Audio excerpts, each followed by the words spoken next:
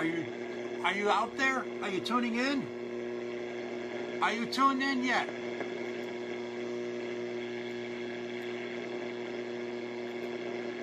Can you tune in? Can you tune in?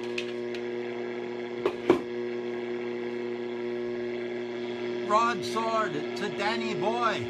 Broadsword to Danny Boy. Come in, Danny Boy. Broadsword to Danny Boy. Come in, Danny Boy.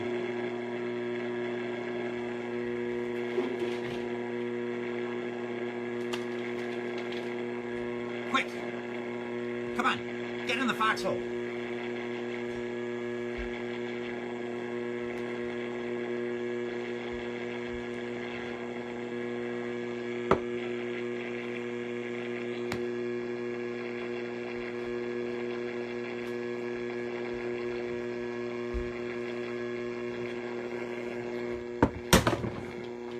Get in the foxhole.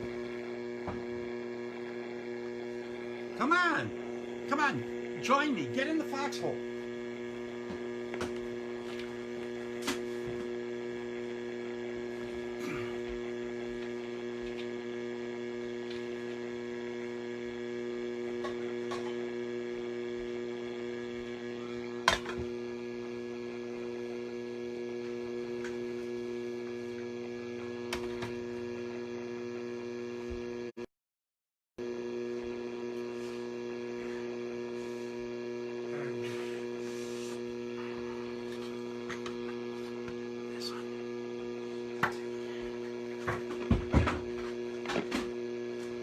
Come on, get in the foxhole.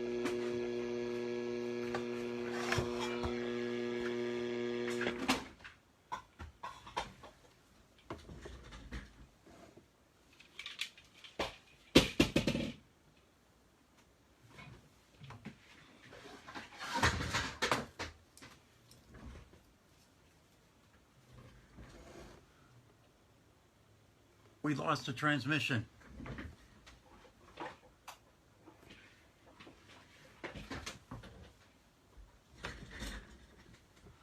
I found the problem to all this. You know, somewhere there's a cord unplugged. And as long as the cord's unplugged, we don't have the transmission. So we need to take the plug and we need to put the plug back in. I mean, this is what we need to do. Somewhere in all our lives, there's a cord unplugged. And unless we get it plugged back in, we're going to miss the big transmission. We're going to miss the show.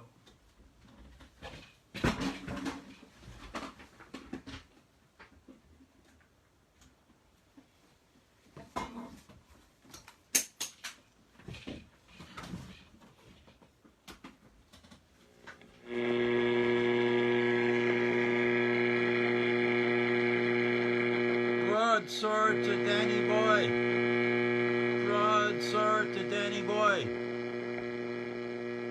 Come in, Danny Boy. Broadsword to Danny Boy. Come in, come in, come in, come in, come in. Ah, there we are. There we are. I'm almost there. We're almost there. We're almost there. Ah, there we are. Finally, we're tuned in. Sometimes it takes a lot to tune in. And I want to thank everybody for tuning in tonight and joining me in the foxhole. See, to get off the beach that we're on, there's only two ways to do it. You either dig a foxhole or you dig a grave. And you know, I want to encourage people to join me in a foxhole, a temporary shelter. And this tonight is a temporary shelter. But we all have our temporary shelters that we go to in times of trouble. And right now we have to look for our temporary shelters instead of our graves. So we can't stop. We got to keep on going on. We got to get up that hill because we don't leave this beach. Life's a beach, and we don't leave it unless we, dig our foxholes to protect ourselves. And we take friends along with us to these foxhole type of things. And we take our precious possessions with us to these foxholes. And yes, we take our books, sometimes our Bibles, and we go and we stay in our foxholes for a while. This is Puddin'head Press Live, and I want to thank you for joining me in the foxhole tonight. Whether you're joining me from your Zambezi in Zion, or whether you're joining me from a ship at sea, or whether you're joining me from your squad car, hopefully we have my friend watching us from the star car, but I don't know. I have one guest tonight. I have a guest named Sid Yiddish, who's going to be on a little bit later tonight. We're going to have him on for about 25 after or so. I had a little slow start because the war's going on, so I got to clean up this office for 3 hours later on. But we have Zoom tonight. I'm going to have to do some little adjustments for it because I didn't intend to have Zoom, but it's just a whole Facebook kind of doing weird stuff. And I might have to do some sound adjustment as we're going on, but I want to thank everybody for joining. And there's some stuff going on the Chicago poetry scene.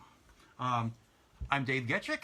This is Puddin'head Press Live. We're going to have Sid Yiddish on a little bit later tonight, and I'm going to put that piece of paper here in real Ray Rayner style.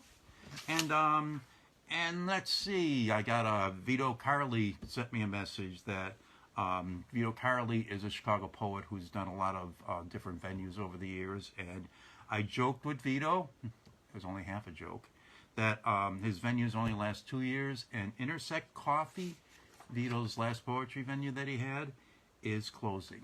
So Intersect Coffee in Pilsen is going to be closing, which is a sad thing because it was a pretty good coffee house. So hopefully Vito will get another venue somewhere.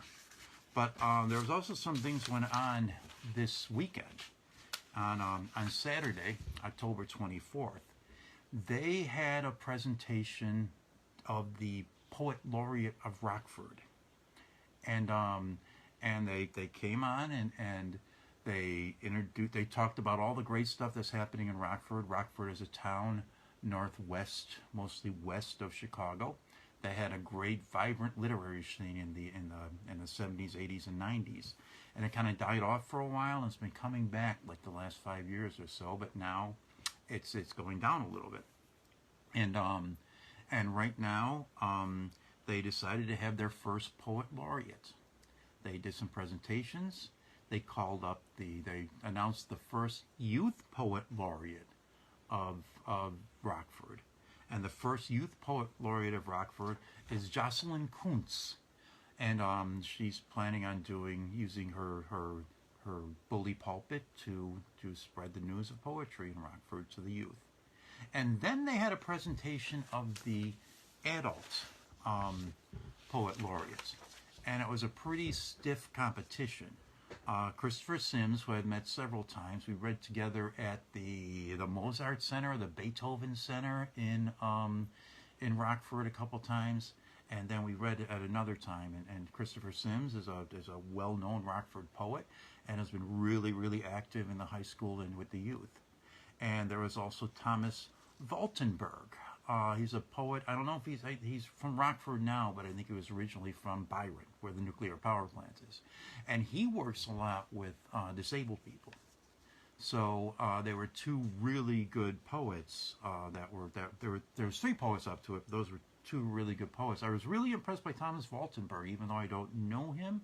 He had a really good, impressive poem that he read there. And I'd like to meet the guy one of these days. Maybe I'll have him on the show. Anyways, and the third poet was Christine Swanberg.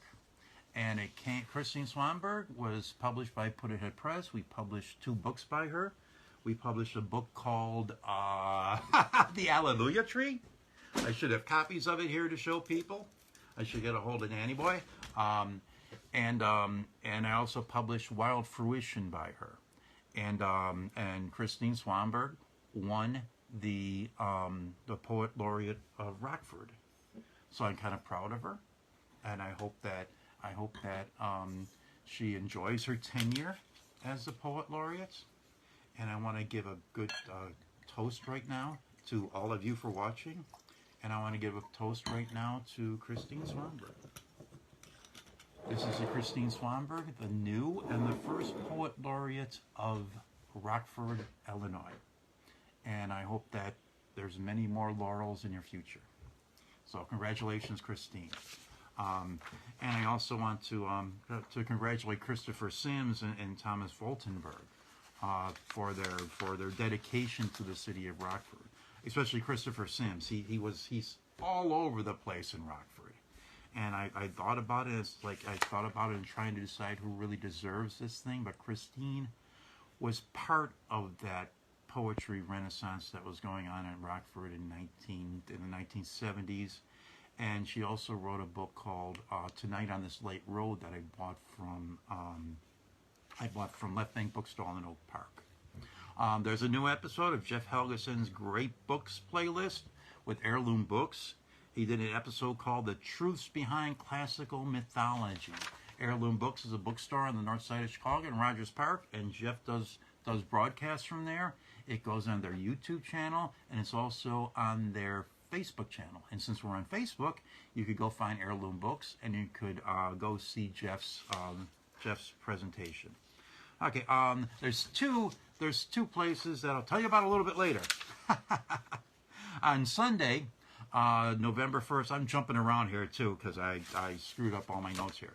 On Sunday, November 1st, Poetic License with Janet Kuipers is going on. It's a 2-hour Zoom meeting that she does, and they go around multiple rounds. It's going to be this Sunday, November 1st, Poetic License with Janet Kuipers, and it goes from 3:30 to 5:30.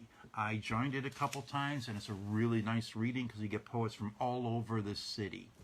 Last Saturday, on the 24th, Whitney Scott had a Tallgrass open mic from 10 to 4 from the Chicago Public Library on the north side.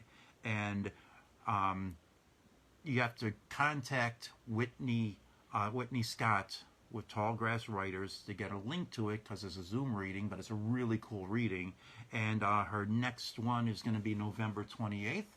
I don't know who the feature is going to be. There's an open mic that I hope is still going on at the Cajun Boil and Bar. It's every Wednesday at 7 p.m.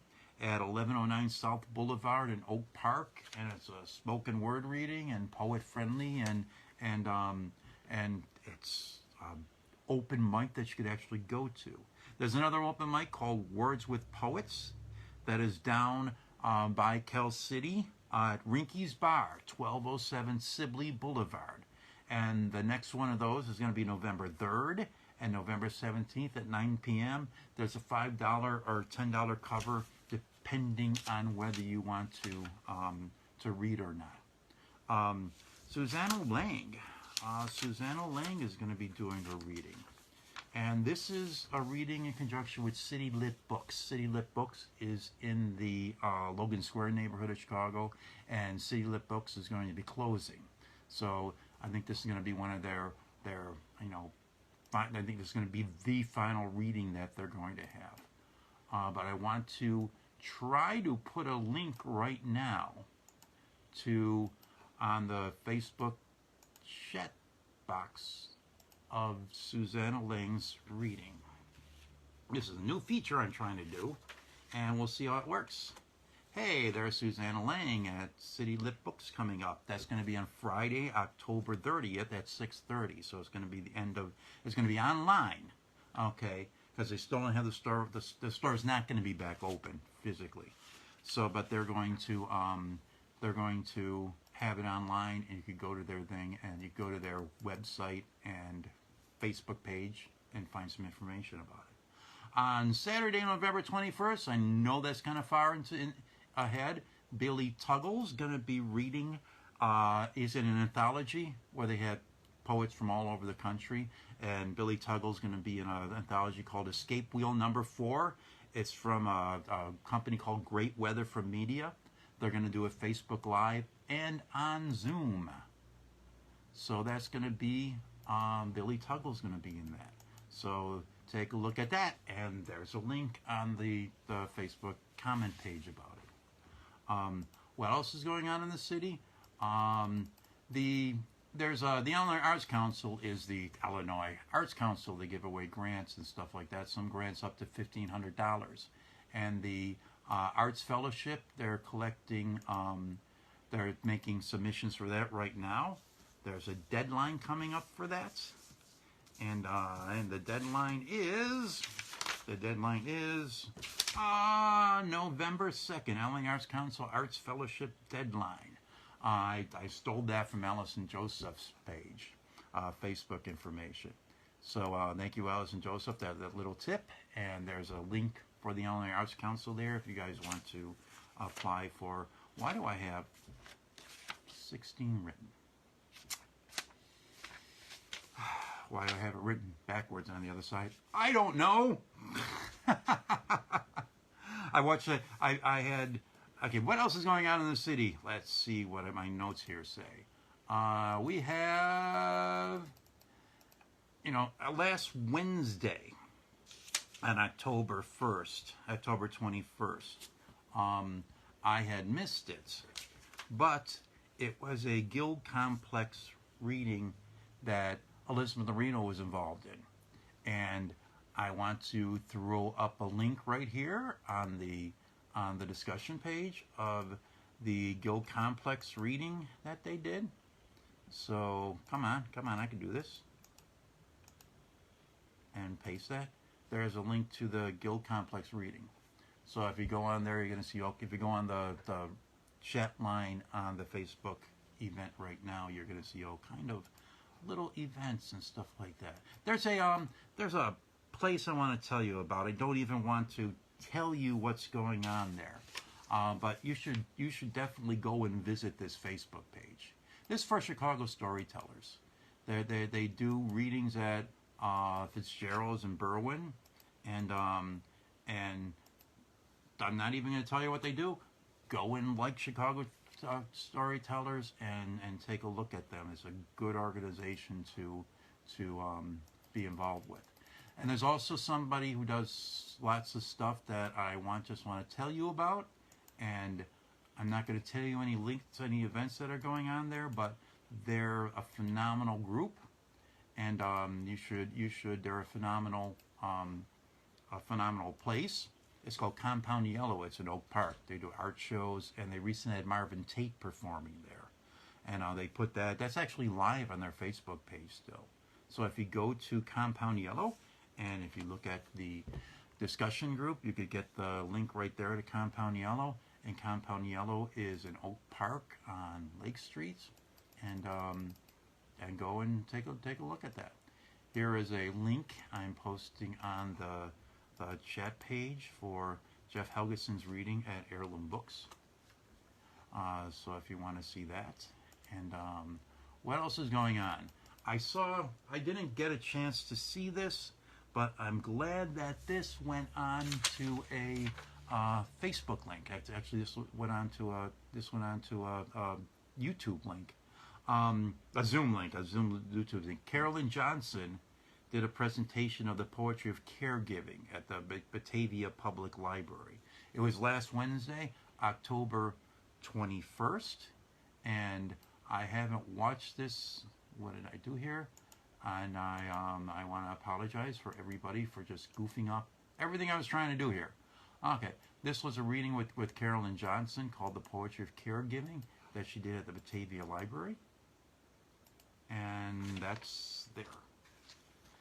So if you want to take a look at that, it's The Poetry of Caregiving. I'm going to check my notes here, and I think I got through all of that okay. But guess what? I'm Dave Getchick. This is Puddin'head Press Live. We're going to have Sid Yiddish as a guest pretty soon, maybe another, maybe 10 minutes max. And we're going to talk about Sid's career. We're going to talk about difference between poetry and performance art and all kind of stuff like that. So it's going to be lots of fun, and we're going to have a wild time.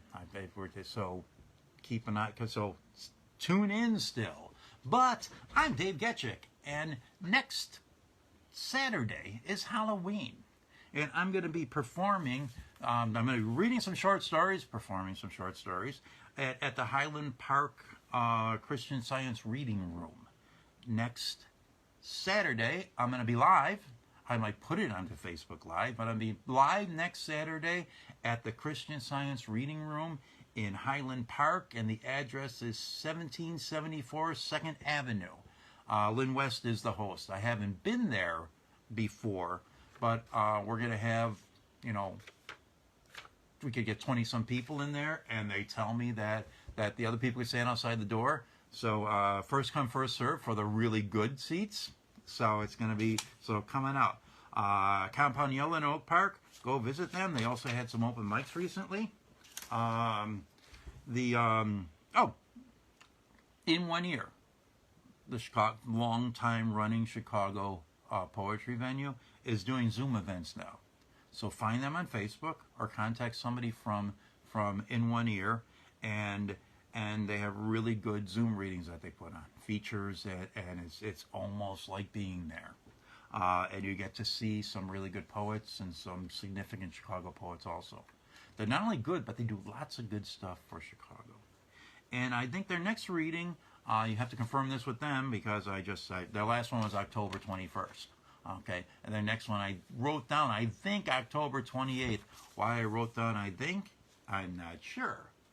But that's some of the stuff that's going on in the city right now. Like I said, I'm going to be myself. I encourage everybody to come out and visit me, because I haven't seen anybody. I promise I won't hug you. At the Christian Science Reading Room up in Highland Park from 3 to 5 next Saturday, which is some kind of Halloween holiday. I don't know if I'm going to dress up or not. I don't usually dress up, but anyways. But last Sunday, I had a good experience with a reading too. I want to tell you guys about. It was Wilda Morris is still doing her Brood Awakening reading, and they're doing a live broadcast through Zoom with people reading from the Brood Awakening Coffee House in Westmont. And it was last Sunday, but they do it the last Sunday of every month. Gail Goforts and Marilyn Huntsman-Giese were the features. And Marilyn Huntsman-Giese, I got to find her book, because she does these great kids poetry rhyming poems and stuff, nursery rhymes and stuff like that. And I wish I had Gail Goforts' setup, because the sound and the video quality of what she did when she performed was great. She had a poem called "Thank You, Body" that was really good, and she had just the quality of what she was doing was fantastic. Anyways, I think that's all the shows that things I have going on right now. Let me double check this little window I have here that I built specially for stuff. Dave Getchick features, I said it, October 21st at the Christian Science Reading Room. Billy Tuggle, Escape Wheel #4 Anthology. The deadline for the State of Illinois Arts Fellowship. Elizabeth Reno, read last Wednesday. There's a link to it. Chicago Storytellers, like them, they're cool. Compound Yellow, like them, they're cool. The Poetry of Caregiving. I missed it. If you missed it, you could see it again at that little link I put on there. And yes, I want to save, no, I don't want to save the changes I made to that. A little bit about my setup here. I have a speaker right next to the phone. I'm broadcasting this from an iPhone. I got a speaker right next to the iPhone, and on my left, that's my left, yes, my left, I have my Facebook monitoring feed, and on my right, I have my Zoom monitoring feed. Why do I have a Zoom monitoring feed? Aha! I have a Zoom monitoring feed because we're going to have Sid Yiddish here in a couple minutes. But I'm going to take a 15-second break to have a drink of wine.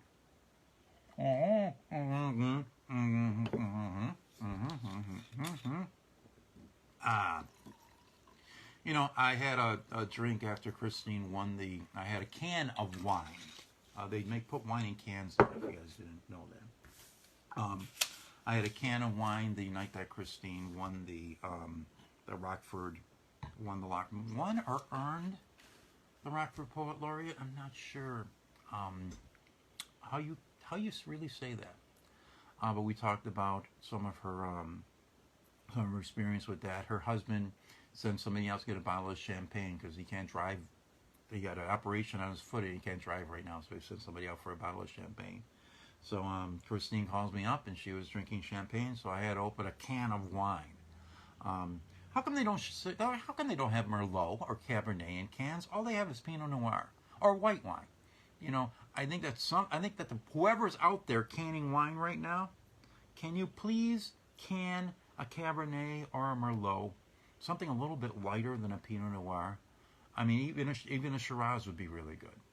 You know, anyways, that's one of my gripes. That's one of my gripes for this week. Probably my major gripe is the wine problem going on right now. I got another major gripe with hand sanitizers, because everybody was making sanitizers out of isopropyl alcohol, which is a great thing to use to sanitize hands, but isopropyl alcohol got too expensive, so everybody said, ethanol, we're going to change to ethanol. So everybody changed to ethanol, the ethanol prices went up. And then the FDA, our good FDA and USDA, what they did was they decided that the same ethanol that you use in gasoline could be used in hand sanitizers because we're so short on it. So what they did is everybody put their alcohol into the hand sanitizers, and now they smell like booze and like all kind of stuff. And people are dying from drinking the. There's a whole bunch of hand sanitizers now that have methanol in it, and actually the FDA can't pull those from the shelves. And the methanol gets absorbed through your skin a little bit, and methanol is a poison. And several people have died from methanol-infected hand sanitizer. However, they didn't die from putting it on their hands, they died from drinking it. So don't drink your hand sanitizer if it's isopropyl alcohol or ethanol, because it might have some methanol in it. So please, everyone out there, this is a public service announcement. Please, please, please, don't drink your hand sanitizer. And keep it away from your kids. Because your kid's either going to get drunk, or if it has methanol in it, some of the people that have died from it are children that accidentally drink the hand sanitizer. So that's my public service announcement, and I'm going to stop being so weird. And in order not to be so weird, I'm going to move some stuff around here. I'm going to move this feed here, okay, and I'm going to move this here. Here's my mouse that I use for Facebook. Here's my mouse that I use for Zoom, and it has a laser on it. And I am going to try to bring on our guest for today. And I have to press some buttons here in order to get them on the screen properly. And I think that is him. No, that is me. I think that's him. And he should be here any second. Come on. Yeah, hang on here. Okay. Yeah, I'm here. Don't worry, dude. I could hear you. Yes, you can hear me. I can hear you, and I'm just about to get you to our audience. Come on. Open this up right there. I got you to our audience. Ladies and gentlemen, and whoever else is listening, I want to introduce boys and girls and moms and dads. I don't know if boys and girls and moms and dads are listening or not. I want to introduce to everybody Mr. Sid Yiddish, and this blocks part of the camera so I can't see everything that's going on here, but I'm going to make an adjustment here, and I'm going to pick up Okay. I'm going to make an adjustment so you can see you a little bit better. And I got all this stuff sitting around, and we need to get you back a little bit from the oops. Hold on, ladies and gentlemen. This is a technical problem, an unforeseen technical problem. And we're going to move you back a little bit. Okay. Now we could see you. I had to make you a little bit further back and a little bit higher. So do you feel higher? Well, the more you drink, the higher you get. This is an unusual setup because right now it's difficult for Sid to see me. So you guys could see him, and I hope he could see the Facebook feed from where he's at. But you look pretty good on screen, I think. I always look good on screen. Well, yeah, and you've been on screen a lot. You've been on screen more than your average Chicago poet. You've been a poet, a performance artist. I mean, a true performance artist. I'm beyond the pale of performance poetry. You've gone maybe around the bend and over the top on performance poetry, performance art, and you've also done a lot of acting. You're a world traveler.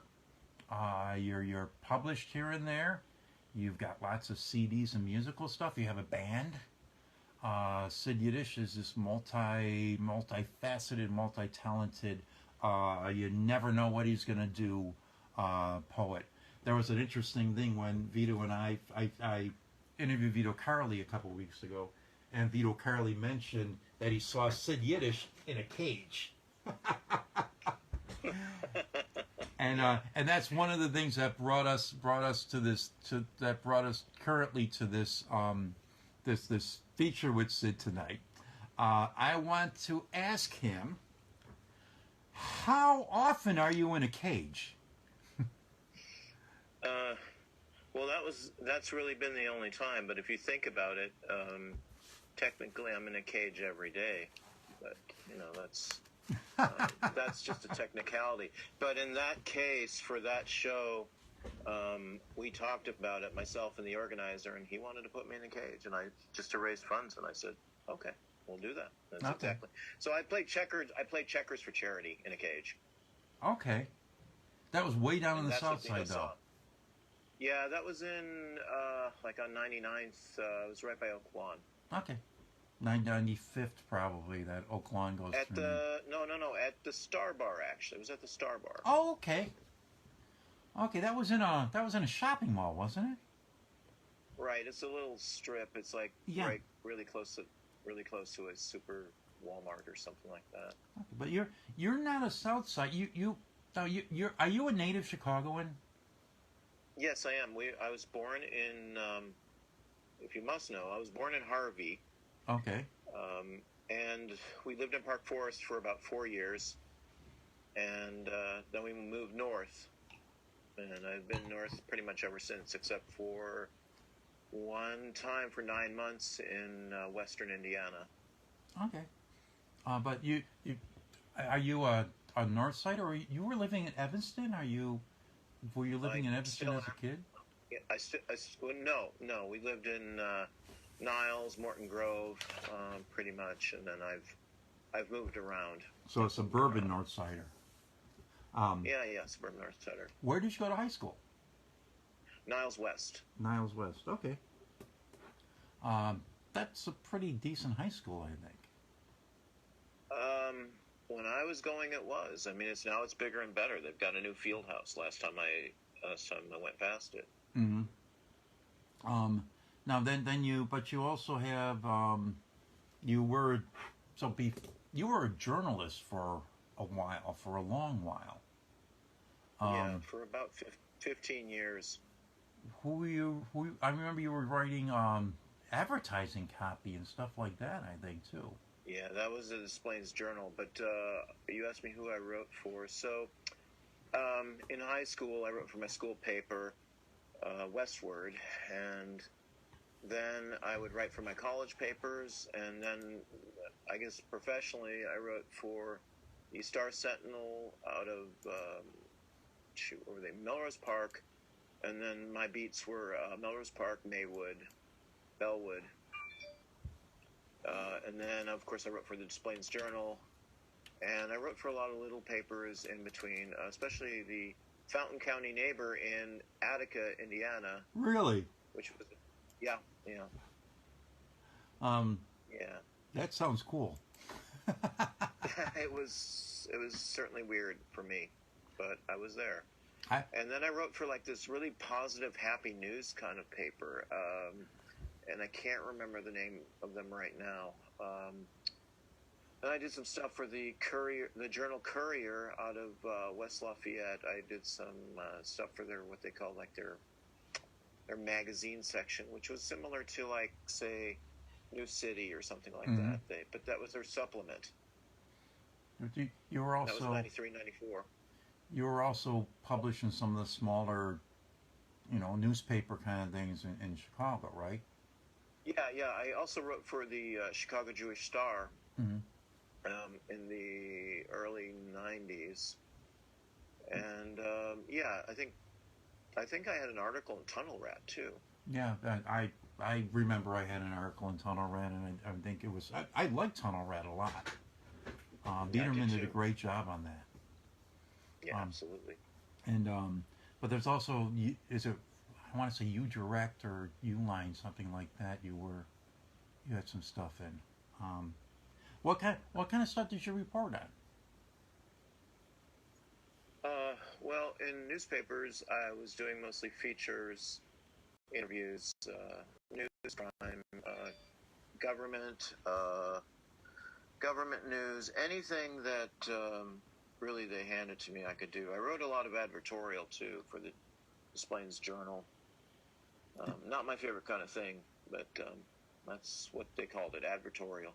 Did you Like like now it? they just. Well, journalism, yeah, I did like it back in those days. I don't know if it was as exciting as it is now. Mm-hmm. I'd say it's more muckraking now than ever. Yeah, Um, it's probably hard to be a journalist right now. no, actually pretty thrilling. It's pretty dangerous to be a journalist right now. I would really, that would be nice to go back into, but it's very competitive as it was then too. I remember. I don't know if it was the first time I met you, but I think it was the first time that at least we read together. Um, Lee Hitzes decided to rent a field house. Lee Hitzes when he was, I don't know if he was 15 or he just turned 16 at the time. But he rented a field house in Oak Park at Nuremberg Park, I think, in Oak Park. And it was me, Lawrence Tyler, Lee Hitzes, a friend of Lee's, and all of a sudden, out of nowhere, there's this Sid Yiddish. It's like, well, I heard of this guy before, and you came in and read, and that was the first time we read together, the first time we ever really talked. However, I had an earlier connection and exchange with Sid Yiddish, and I'm wondering what you were doing at the time. It was basically I ordered a copy through I got the Poets Market, and I was looking to say where do I want to be published, and I got samples of all kinds of magazines, and I ordered a copy of Cops Hate Poetry. Where did Cops Hate Poetry come from, and where were you living? What were you doing at the time you were doing Cops Hate Poetry? How many issues did you do? Well, I guess technically I did 10, or technically I did 8, depending on how you look at it. I was when I was living at home still when I was publishing it, and throughout the time of its existence, I was using my parents' home address, like most kids would do that, and I eventually got a PO box for it towards the end. But I had a double issue. I had a double issue with 7, 8, and then 9 was 9. And I think I did issue 10, which was the headline was there was a Black Panther on the cover, and it says, "Will Chicago be bombed?" And that was there was like a two-year break between 88 and 91, and that was my last issue. Okay. What was I doing? Why did I put it out? Because somebody had rejected my work, is what had happened, I believe. But I did a lot of heavy research when I was at Western Illinois University in '86, right before I left. As they say, I mean, clearly I wasn't doing well in undergrad there, but when I did finally get to the final school where I did graduate from, I'd excelled. But while I was at Western, just so you know, I was covering government beat. That was usually my beat, the government or features, and they sure as heck did not like me there covering government because I was actually doing my work, and I wasn't being bought off by someone. But I did run for student government president at Western as a writing candidate, and I won. I didn't win. I got 19 votes, but I beat out Bill the Cat by about 7. Well, that's something. Yeah, So, it is something. so you went to Western for a while, and where did you get your journalism degree from? Columbia College in Chicago, Okay. 1990. Okay, so you came back to Chicago. I'm posting. I'm doing some Facebook stuff here. I'm posting something, so Go right ahead. I mean, it's like how sausage is made, kind of thing. People aren't supposed to see. Yeah, I that, actually do know how it's made. So you do. Is it really that icky? no, Okay. no more than most things. It sounds like sausage is made pretty icky, but so you got a journalism degree from Columbia. Yeah. And you actually went back and you got your master's in performance art from Columbia? No, it's called Interdisciplinary Arts Media Technology. They actually closed the program, or they shut that department in 2015, the year I left, the year I graduated or got my degree. So you closed down the program. You could say that. I'm definitely a room clearer in that sense. Yes. Okay. Do you consider yourself a room clearer? With my band, we are. Okay. But or crowd control, depending on how you look at it. But not necessarily. Here, Chicago is Chicago. It's personally, I think Chicago's conservative, and because from an art standpoint, definitely. Yeah. I mean, people are not so willing to take chances as much as they are in other cities. Perhaps it's acceptable. Mm-hmm. This is Sid Yiddish, Chicago poet and performance artist and actor and musician Sid Yiddish. I'm Dave Getchick. This is Puddin'head Press Live on Facebook. In case you just showed up, we're talking about things that he has done in his career. I've been bird stepping around a little bit, but I'm going to try to pin him down to some chronological stuff in about 5 or 10 minutes or so. Do it. But I want to bird step around a little bit more. Okay. Sid's band is called the Candy Store Henchmen. When did this Candy Store Henchmen form? I mean, was it 10 years ago? Was it 20 years ago? Well, in my mind, it probably was 58 years ago. Okay. But it December 10th, 2010 is the start date, the official start date, which is our first gig at a defunct place now, 1901 Garage over was on Wolcott and Belmont. But technically, the band started as early as the nucleus, or the origin started October 24 of 2010 at WLUW when I was working on a gig there. And somebody told me that I could conduct. And I am, I do my spoken word. And he said it was so easy to do. And he showed me how to do it. And I was like, oh, okay. There's a bunch of people. There's some people commenting that your band's really fun, and that they've enjoyed it. Now, good. Thank you, folks. Before that, you were playing with Furbies too. Well, yeah, but that was mostly solo work. Mm-hmm. I did a couple of pieces with Furbies. They're great. They are absolutely great great instruments, and they're very patient with me. I have about 45 in this studio. You have 45 Furbies? Yeah, and I think only 11 or 12 of them work. Okay. So the rest are just all guards here, just in case. Are they still on? Do they still talk to you? Yeah, they still do talk to me. Some talk to me in the middle of the night. That is no joke. Okay. Okay. Do you discuss stuff with them all the time? And we've kind of been like isolated a little bit. I talk to my fish sometimes. They talk to me in the dark sometimes. It's great. So I remember the Furby band.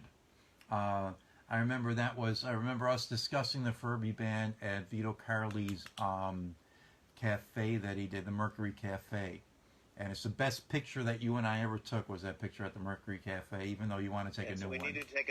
Yes, we do need to take a new one. But we were much cuter then. I'm very cute now, and so are you. I think I was cuter then. I had a little bit more hair then, not a lot. Well, who's not, everybody's bald, but who's complaining? Okay. I got rid of my ponytail eventually because that was like getting too much. But it's okay. During the pandemic, I've grown one, so. There's another thing that is unusual that you do from a performance art poetry standpoint. Why do you go to Denmark? Are you Danish descent? Well, I'm an honorary citizen now. I was made an honorary citizen the moment I got there. No, there's no Danish descent. What the way I connected up with Clean Boys and my friend Pedro de Palma, who we were pretty close friends. This was back in 2007. He was looking for some music by a guy by the name of Michael Board, Mykel Board. He was Michael's used to be a columnist for Maximum Rock and Roll, and author and haiku writer, all kinds of other things. And he's my adopted Uncle Mickey. And anyway, he was looking for his work because he had a couple bands in the 80s, punk bands called Art and Artless. He couldn't find anything by them, no videos or anything. So he typed in Michael Board, and he found my throat singing video, Michael Board, Weasel Squeezer. And he just started following me after that on MySpace, when we used to be on MySpace. And then a year later, came by. I did Chicago Calling. I think it was the fourth Chicago Calling when Dan Godston used it. Chicago Calling is a performance event where you have a performer in Chicago performing with a performer from out of the city.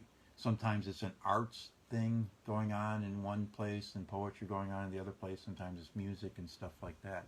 So you did Chicago Calling with somebody in Denmark. Right. Well, I did it with the band. They've always been a trio. And I said, will you be my backing band? And they said, sure. And the first one was really difficult because the signal kept cutting out. And so we were doing a lot of texting and Skyping and phoning, which is expensive at that time. And they backed me up on my haikus. And then we did it the next year. And then we did it again. And they said, well, you should really come over here and tour. And I said, not until we have a record.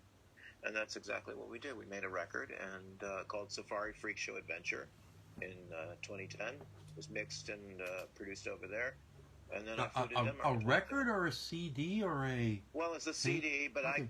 I just call it a record because that's what you say. It's just the language. Because we're throwbacks. It's a relative term. It's a relative term, Dave. Yeah, I know.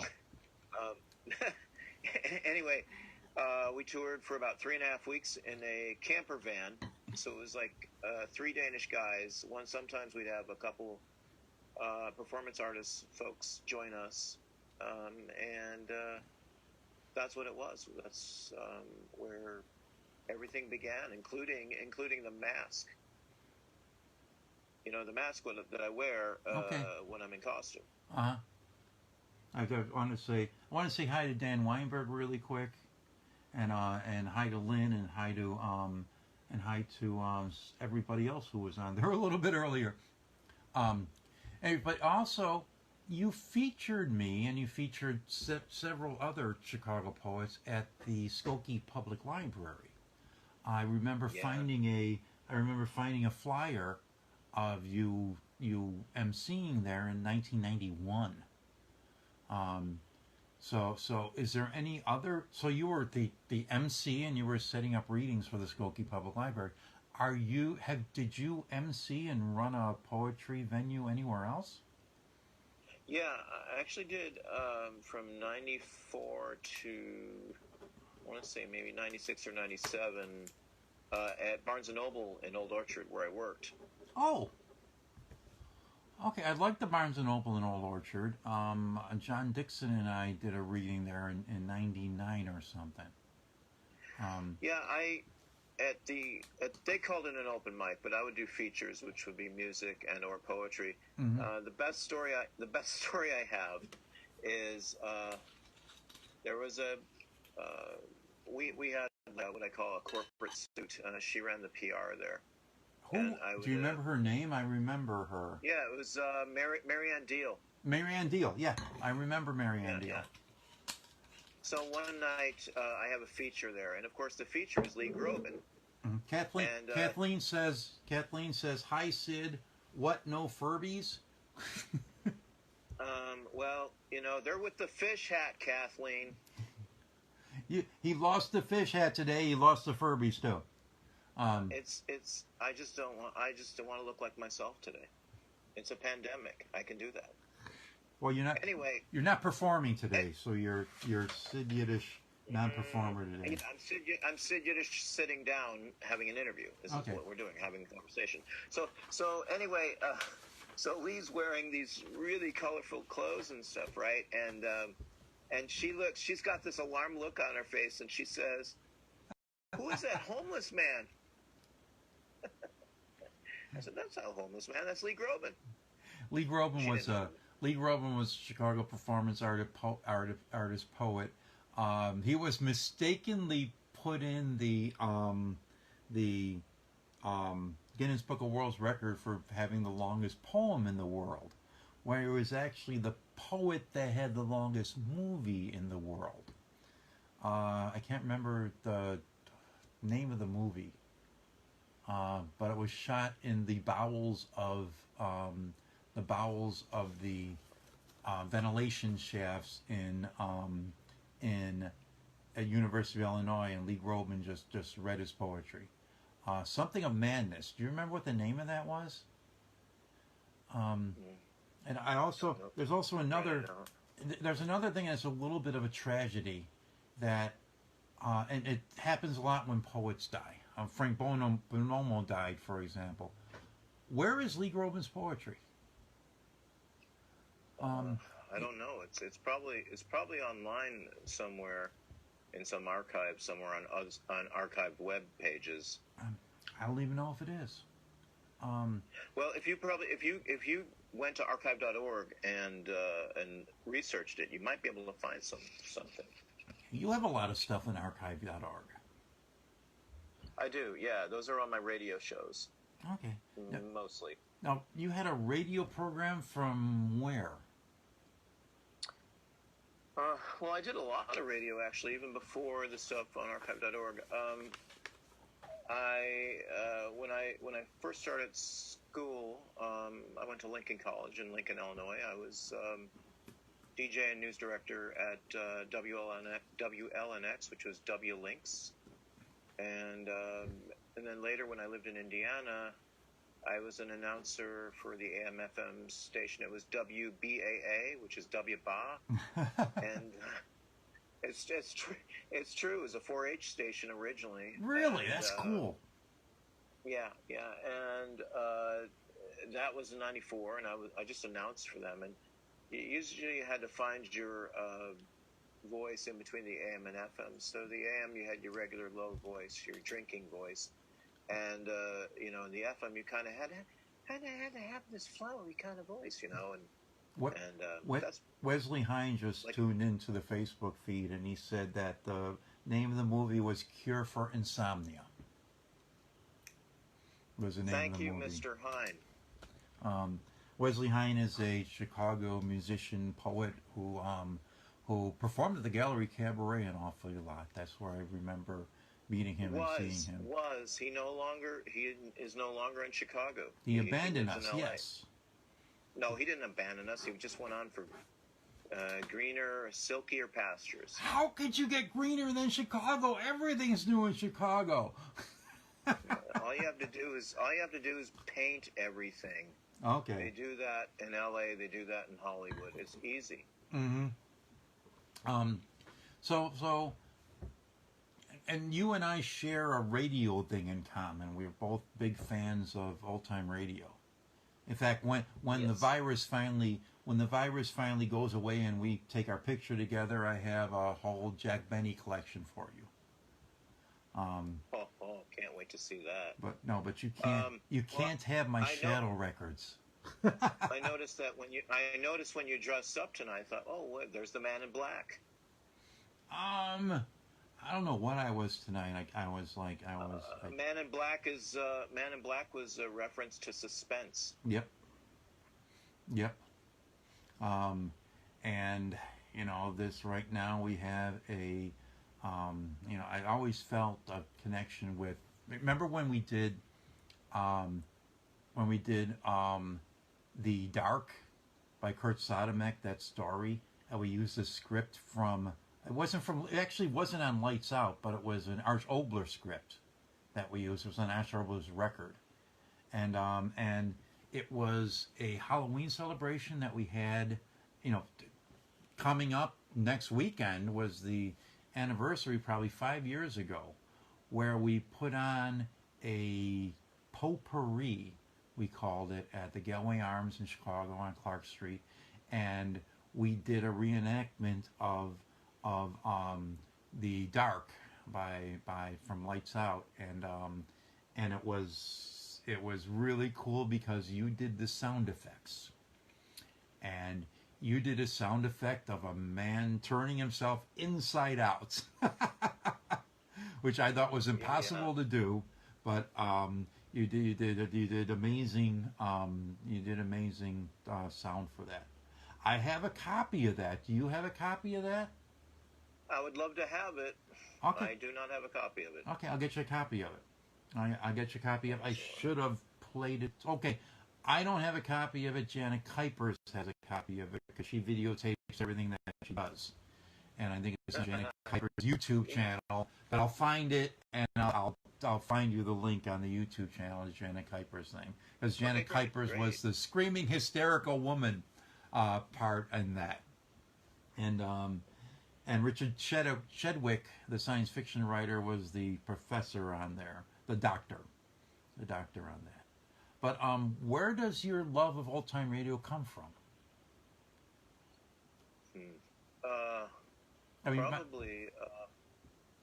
Mine came from. I'm sorry. Mine came from listening to the CBS Radio Mystery Theater, which was on at 10:30 at night on WBBM, I believe. I believe it was at 10:30 at night. And that started at 1974, I think.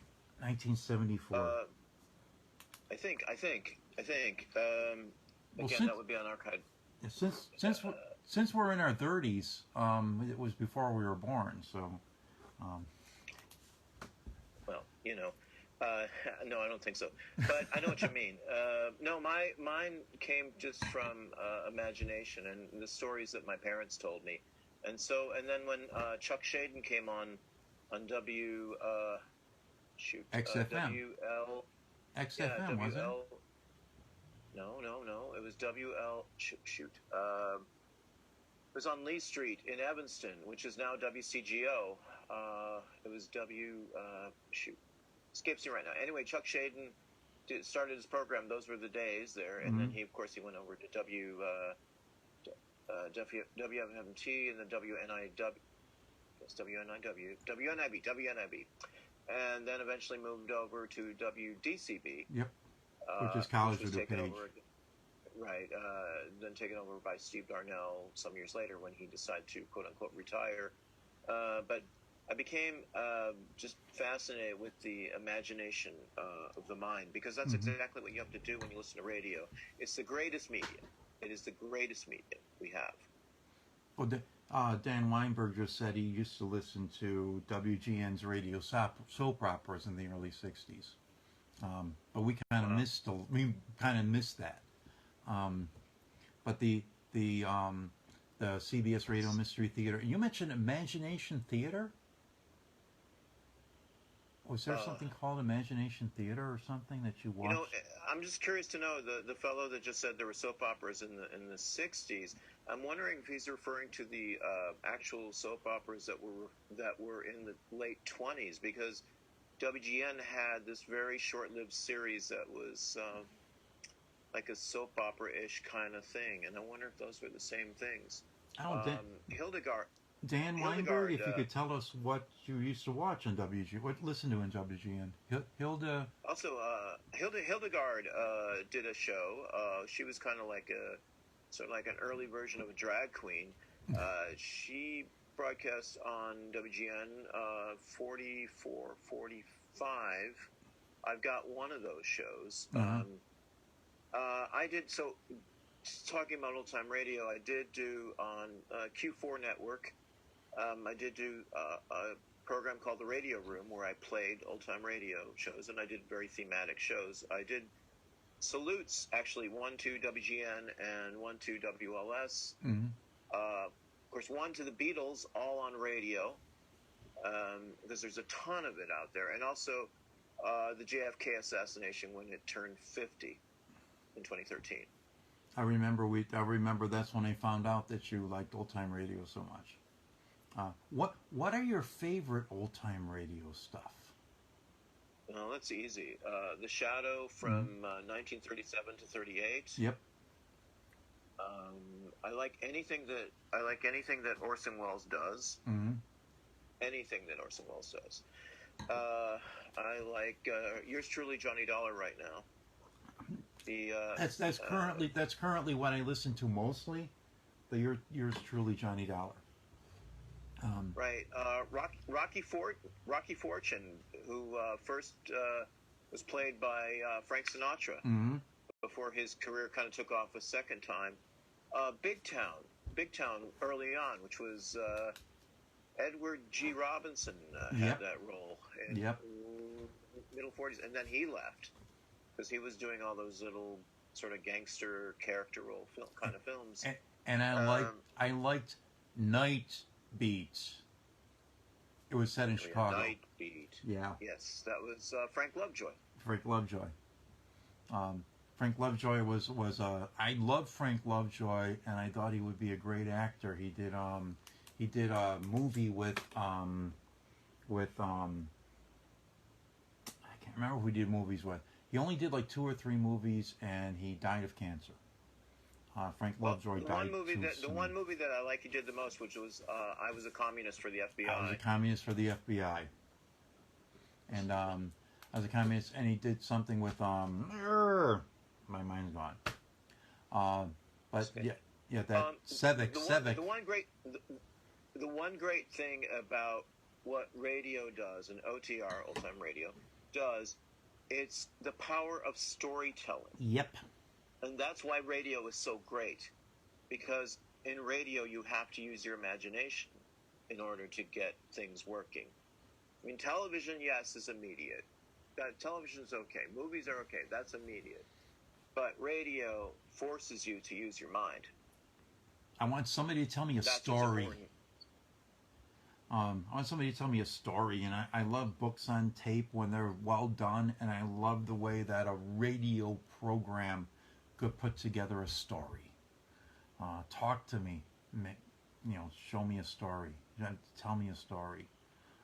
You have a Tuesday night. In fact, you got a show tomorrow night right here on Facebook Live. Right. It's the quarter hour with Sid Yiddish, and it lasts about 40 minutes or so. It can run anywhere from 28 to 45 minutes. I call it the quarter hour because there were programs back in the golden age of radio which were called quarter-hour programs. So that's why I chose just to call it the quarter hour. Because I think when I do things, it's OTR style. Kind of like with the band, the band, even though we're not taken very seriously, the band I styled after big band, big bands, and the era big bands and big bands doing radio, which is why I like working so much, because people are forced to hear what I have to say, hear the music, hear whatever you have to hear, forced to use their imagination. So you have to kind of imagine if you hear something like a dog barking while somebody's screaming or squonking or something, that's like. What is multiculti?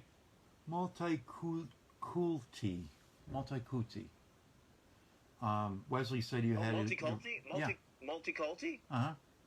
Well, Multiculti was kind of like a underground community center that I hung out at between 2010 to about its closure, which was I think it was 2014. I did a lot of shows there. Like we did a lot of experimental things over there too. That's where the radio station started, was at Multiculti. There's actually I have a funny story about Multiculti. It's one of those inside kind of things. But 6 months before was it the G Summit that was here in 2012? Yeah, the G8 Summit. G8 Summit, yeah. So I was hanging out at Multiculti the 16th, December 16th, the night before we held my 50th birthday party. We were having like a Sid Yiddish retrospect at age 50. Okay. Where I invited artists to come in and interpret my poems into music or whatever they were going to do. We'll do it at 75 too. No, we're doing it at 60 as well. Okay. But anyway, so there were three of us there, and we're just hanging out, just chilling like we usually do. And then I heard the doorbell ring, and I said, I'll go get it. And so I get to the door, and I look out the slit, and it's not one cop, not two cops, not three cops, but there were 6 cops standing outside the door. And they just were checking places like this to see if they had insurance, because they were shutting people down left and right. That was part of Rahm Emanuel's plan to shut organizations like them down. But what I was told later, because I left just about that point, is they let the cops in, I left.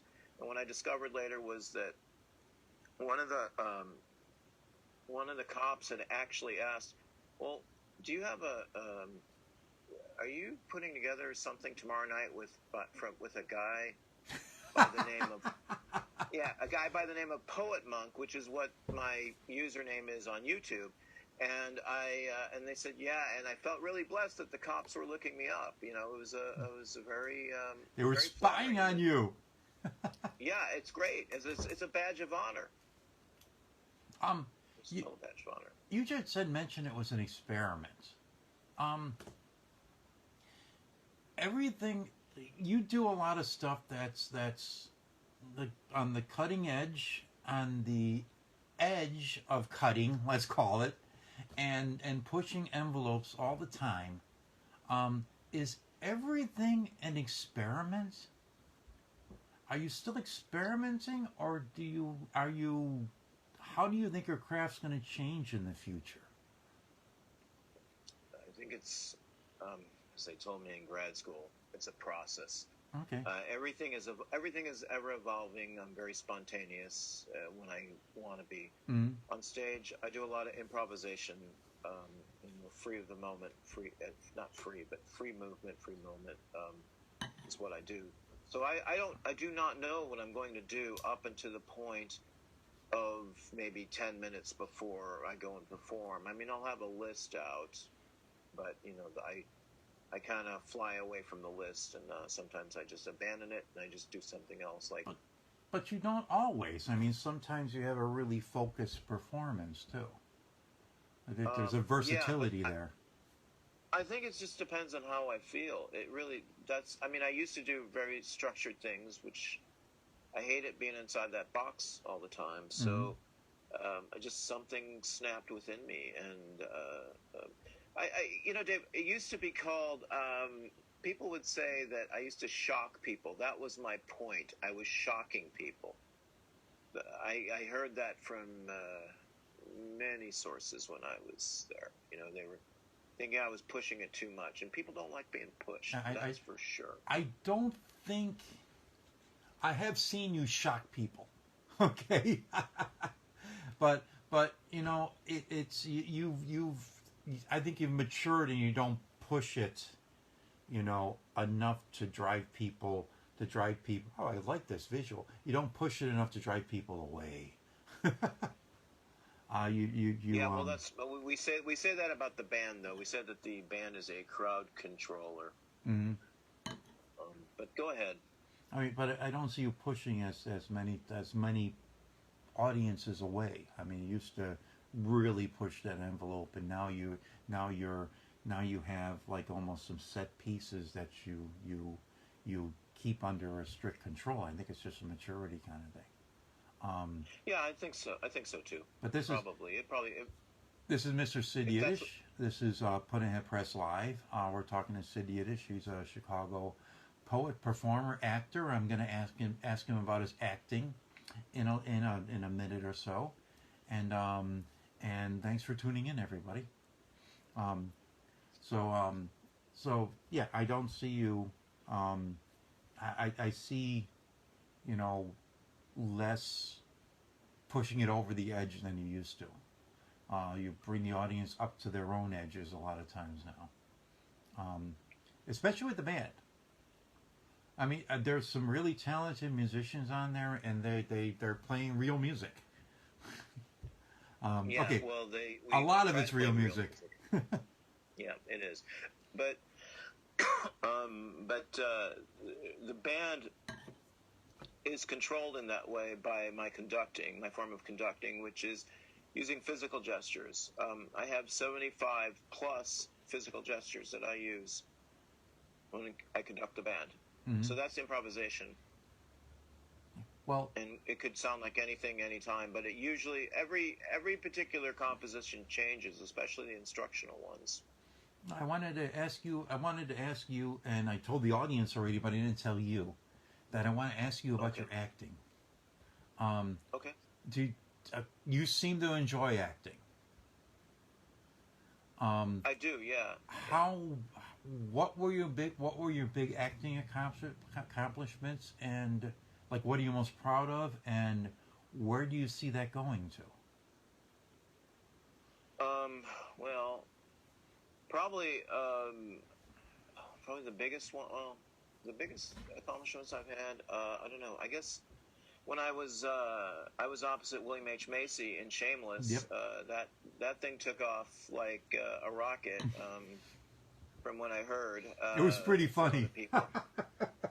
Yeah, it was. I remember what it was like to do that. And actually, he was a really nice guy, and he plays the ukulele, and we actually sang a tune on the way to the shoot. We sang "Making Whoopee." Okay. And we talked a lot about ukulele playing and collecting of ukulele music and things, because I collect sheet music as well, and have a lot from the 1920s and the 10s. It says for ukulele, so I'm sure, a small banjo or something like that. But I'm sure most of the people watching know that Shameless is a cable TV program that's put on in Chicago about a large family, large typical Chicago family, and the trials and tribulations that they go through.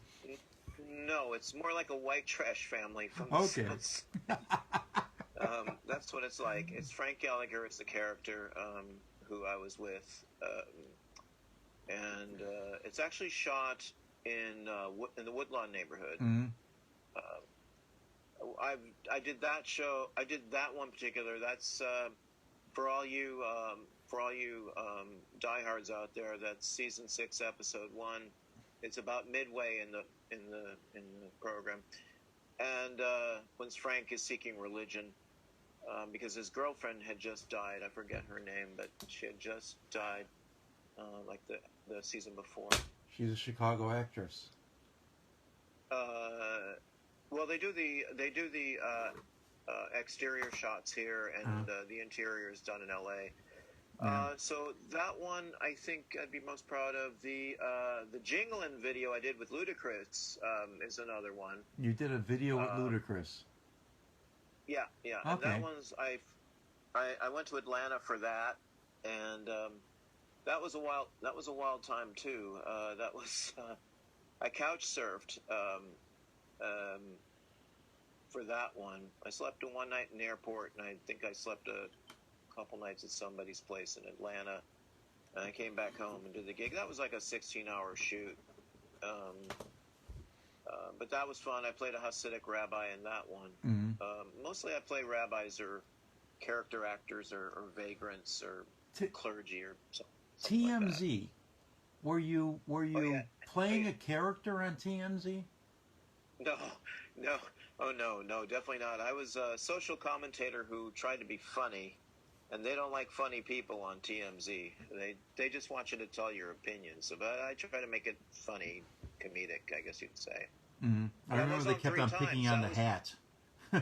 Yeah, they didn't like the hat. They told me to drop the hat by the second one. So, really? Because they were focused more on the hat than me. I guess they didn't want to be more. I don't know. I'm not sure why. But Harvey, by the third one, gave me a T-shirt. It was great. I have a TMZ T-shirt because of that. I remember seeing you and being with you the night that you. I don't know if they showed your America's Got Talent thing on TV, or there was results from the America's Got Talent on the TV. But you were on America's Got Talent too. Yes, I was. That was they broadcasted June 8th of 2011. I was at Phyllis's for Elizabeth's Crazy Little Thing, and I remember asking the bartender to change the channel. They were watching the White Sox game. They didn't want to watch America's Got Talent. But I do remember that night, Dave, because I don't know if you remember it, but it was like humid out. It was about 100 degrees, and there was a thunderstorm. That's what I remember. Was it Scott's Larry Scott's feature at Elizabeth's Crazy Little Thing? Nope, it was mine. It was your feature? Your feature that night? Yeah. Okay. Okay, but you were on cloud nine. That's the most excited I've ever seen you. You were like a 2-year-old. It was pretty cool. Yeah. Well, it's not every day you do that. You know, as far as I was concerned, they didn't tell me anything that they were going to show me or anything. Mm-hmm. But the moment, there were friends of mine that told me to come over and to take a look, you know, come watch with them, because they were told by a producer that they were going to be on, and of course they weren't on. But they said the moment I was on, the whole place went up. So that went up for grabs. That was great from what I heard. And my phone blew up, and the next day on Facebook I had like something like 63 notices and 25 friend requests, you know. So it was, I knew from being on America's Got Talent, things were not going to be the same after that. I knew that. Yeah, let's try to go back in time a little bit. Okay. Here's Sid Yiddish, high school student. Were you performing and doing creative, literary, theater kind of stuff in high school? No. I was mostly using my imagination. I was making tapes, and I was pretending a lot. I was pretending I was a broadcaster. I was writing poetry. I was just I wasn't doing a lot. I really wasn't doing a lot. There was nothing on. There was nothing. Let's call it on stage. No, it was all in my imagination. Okay. I didn't really start performing until the late. No, actually, other than radio, in 1980, or 81, 82 at Lincoln, I wasn't doing much. In 85, there's some audio of me reading at a Mardi Gras. gathering at Western Illinois University in Macomb. Mm-hmm. One thing your audience should know, and it's a good thing that I did all this, I used to tape myself a lot, so I've got this huge archive of all this pre-recorded stuff from like the late 70s onward, of everything I've done, including now it's film. Now it's all film or video. But I didn't really start doing anything till about the late 80s at No Exit on Glenwood in Chicago, when that existed over there, the In One Ear series. And then in '89, I got my first feature at Cafe de Falco. Okay. I think it was a substitute thing. Somebody was not there, and then of course they said, "Hey, you want to feature?" I'm like, "Yeah, sure." And that was it. And then I did a lot of open mics all around the area, and did the Green Mill a few times. Never as a feature, though. No, well, actually, that's not true. In 2007, 2008, I was featured at the Green Mill. Wow. First time was with Michael Board, Mm-hmm. and we did the first ever and probably the only ever baseball poetry slam at the Green Mill. It was the Bardball team, which was James Garner, the poet, not the actor. Okay. Stu Shea, me, and that was versus Mark Smith, and I can't remember his name. Can't remember the guy's name. But you didn't slam very much, though, did you? No, I didn't. But that night, I was on fire. Mm-hmm. Actually, the one guy who did get to see me, who's watching right now, is Wes Hine. Hey, Wes, do you remember that night? You must. And then 2008, the next year, my band, $2 Cockroach, featured there. $2 Cockroach. Yeah. Okay. Baseball. You told me something's happening next Friday. Yeah, well, that's not baseball. Not happening next Friday. There's an anniversary next Friday. Next Friday is your mother's birthday. Yes. About 2 years ago, I featured you at the Gallery Cabaret in Chicago. This is Sid Yiddish. He's a Chicago performance artist, poet, actor, etc., multidisciplinary artist. And this is Puddin'head Press Live. Thanks for tuning in. And you know, I do something at the Gallery Cabaret. Used to do something at the Gallery Cabaret. I don't know if I'm going to in the future or not. But we used to have a Dead Poets thing, and Sid's mother had died. And it winds up that Sid's mother was a poet, a published poet. And did your parents have an influence on you as a performance artist, as a writer? Was your house full of books? What kind of influence might have came from your parents from that? There was a house full of books, of course, but no, it wasn't like that. It wasn't really like that. I think it just really came out on my own. Mm-hmm. Mom was definitely an influence on my life. You know, we were pretty close, pretty tight. But Mom didn't start writing till age 72, really, because she was a teacher most of her life. Okay. She was in special ed. So she started writing after the turn of the century? Age 72, not 1972. Okay. Age 72, she would have been in the 90s or after 9/11? Well, let me think about this. Age 72. Yeah, it would have been after 9/11. Okay. Well, so it was this century. Well, in honor of your mother, what was her name? Sheila. Sheila? Sheila Bernstein. Okay. Sheila. Okay. In honor of Sheila, will you read one of her poems? Do you have one of her poems you could read? Yeah, I do. Okay. This is Sid's mother, Sheila. My mother, I don't know if my mother ever wrote any poems, but this is Sid's mother, Sheila. She died 2-3 years ago. and it was a really kind of solemn occasion when he read a whole bunch of her poetry at the Gallery Cabaret that night.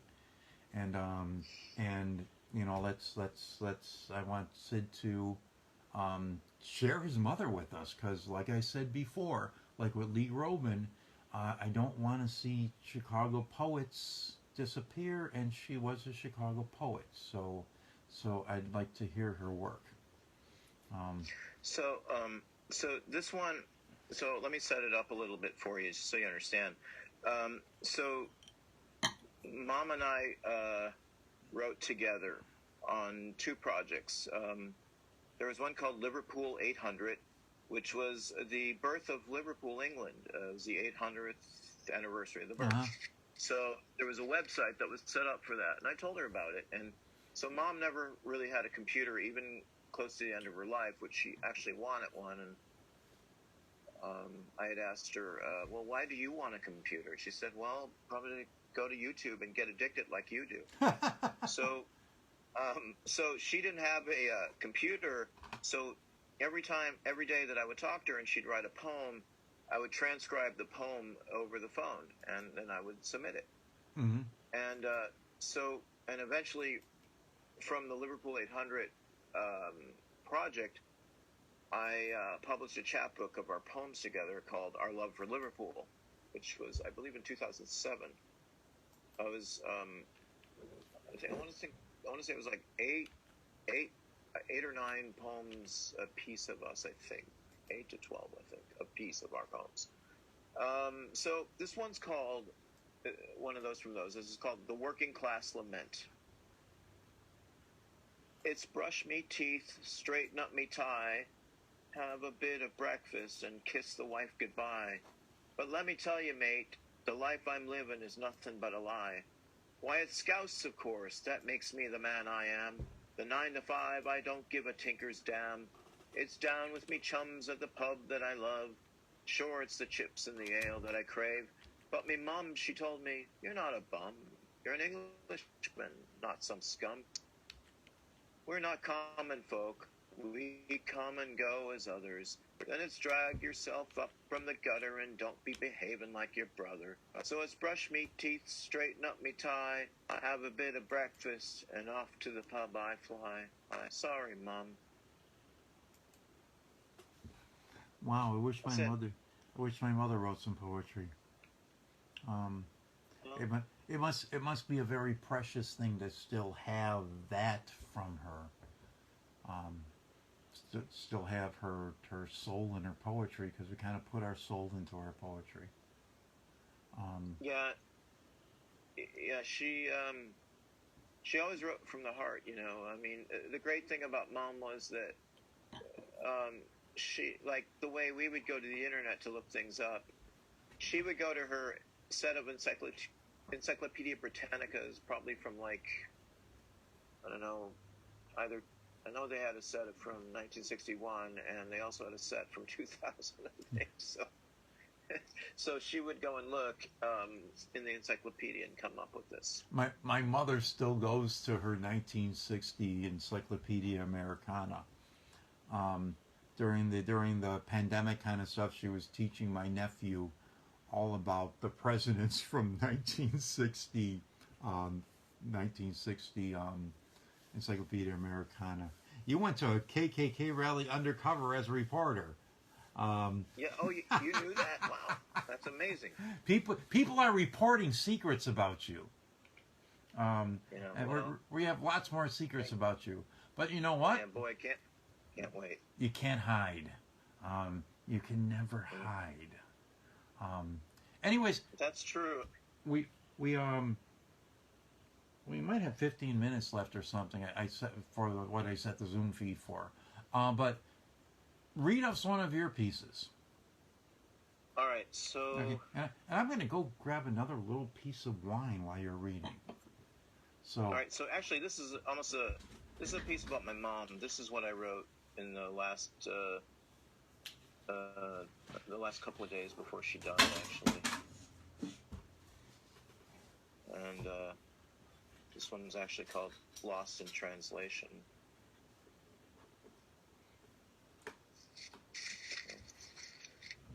Strangely queer, the smashing lumber. Inside my slumber, enveloping, closing, embracing my worst nightmare. Oh, wispy hum in the night sky, I look to the west, the stars wither and die. Oh, wispy hum in the night sky, I look to the west, the stars wither and die. In pieces they fall, my heart's tiny space. I look to the east, the terror etched in my face. Many moons she is passing, passing through, stopping before me, waving like gold brown wheat, blowing inside glowing light gates. When doors open, they creak. When doors shut, they slam. Oh, oh, mother, my sky, I become you. Oh, mother, my sky, I become you. I am the flower you pick. I am the grass that grows. I am the songbird that sings at the top of his throat at 3:56 a.m., while it is nearly 2 a.m. where you are. But nobody knows when time stops, when the clock stops ticking, when the second hand is silently still, when the sun meets the meadow and your shadow covers the landscape like a checkered picnic blanket atop the hill. Conscious becomes tale. I am on the side of history that cradles you dearly in my brain, acutely aware of words I emit. I know laughter is in the state of it, waiting for you to cross the street, holding my hand you never let go. I am the poet you raised, rightfully so. I have worn the shoes you are now standing in. I am so lost, yet so found.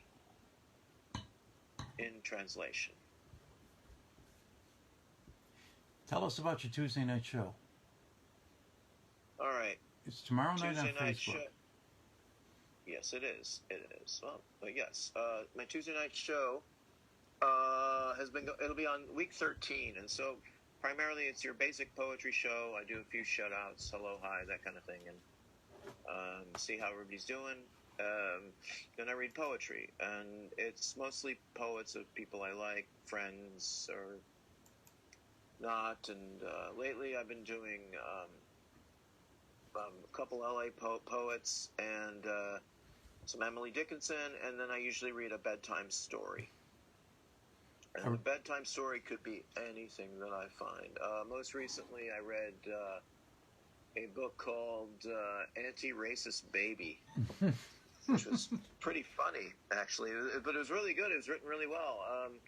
And I get most of my books, storybooks, from free libraries, you know, the little free libraries that are around my neighborhood. So, I remember Uncle Bunny. Oh yeah, Uncle Bunny. That was a Disney book. That is one of my that is a favorite book of mine because it's Uncle Bunny. What? And I like rabbits. That's one of your favorite books. Who has influenced you? Who has influenced your performance style? Who has influenced you as a poet? I mean, I know it's a hard question. No, it's not actually. The ones that I always look to are Orson Welles, Woody Guthrie, the Beatles, of course, Jack Kerouac, Emily Dickinson, and me. Well, I'm about. Oh, hang on now. Don't rush to judgment here. Actually, I'm really influenced by Wes Hine, who his work I love dearly. He's a good boy. He's a good lad, and he writes well. He's got everything connected pretty well. But I mostly like local poets, countless people that I meet in my travels. Crows is another one. Crows. I'm influenced by crows as well. I remember I featured you at the Milk Pail Days out in East Dundee, and you did your famous crow poem out there. And that was 1995 or something. Yeah, it's when I stood on the chair and cawed. Is that right? When you stood on the chair and cawed. and they promised us a huge audience, and there was like 5 people there to hear you caw. Yeah, that's okay.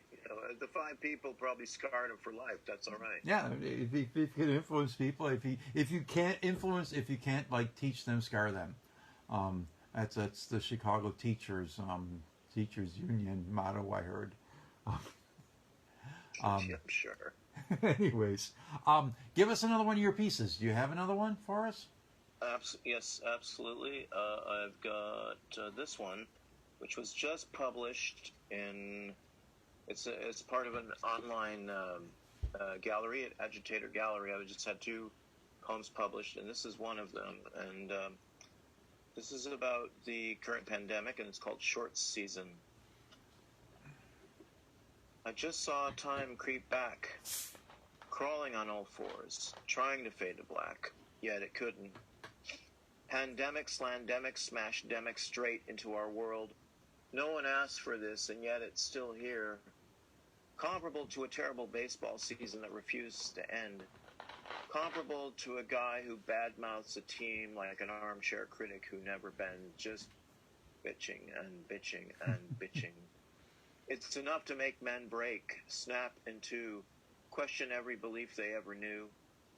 A time of steady that's never ready and keeps rolling back to the stack that stands tall before it teeters over.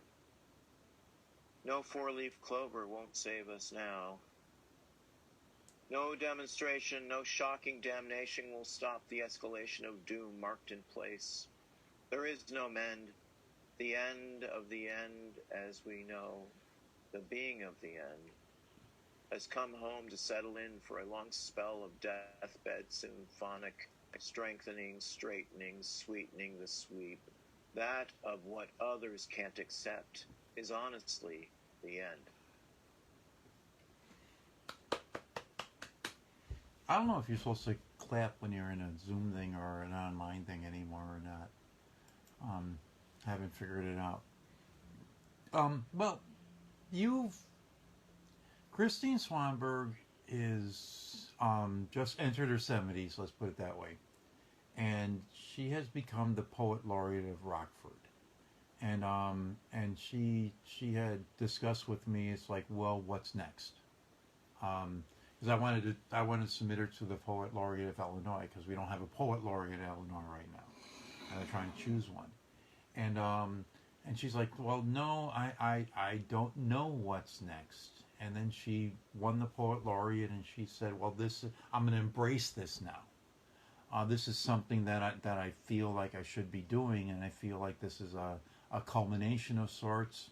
I'm dedicated to Rockford. I've always been in Rockford. So this wound up, even though she didn't know it, it wound up being a goal to be the poet laureate of Rockford. And I'm like I said, I'm really proud of her. What do you think would be the culmination of a Sid Yiddish career, or what do you think Sid Yiddish's career what would be the pinnacle kind of events for Sid Yiddish's career? I know that's a really hard question, but I mean, I really think I got another hard question for you after this. I love hard questions. I absolutely love hard But questions. this one's a harder question than what I'm going to ask you in a second. But what do you think Sid Yiddish is going towards? What's the ring? What's the brass ring? I don't look at things like brass rings.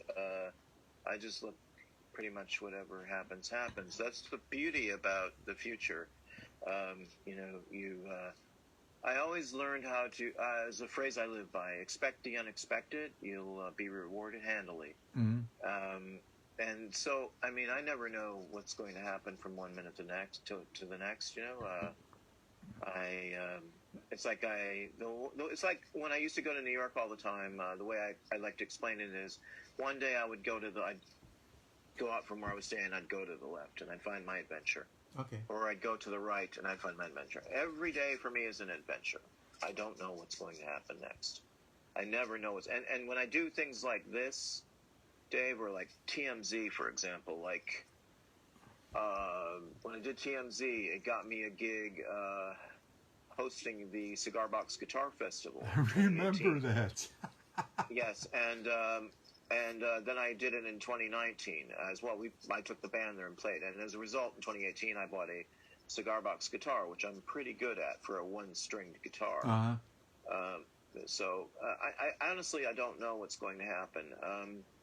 The one thing that I also learned from America's Got Talent is before we went on stage and we did all our sort of stuff.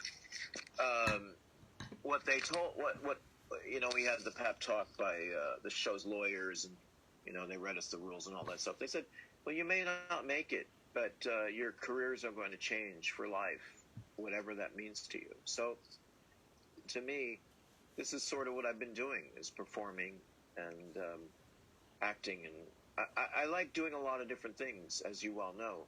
I don't know what's going to be. I would like to teach, I suppose, Wow. my performance style. That's something I would like to do, and I've done workshops before. Mm-hmm. Haiku, throat singing. I'm actually just started teaching trial runs of Zumba and laughing yoga.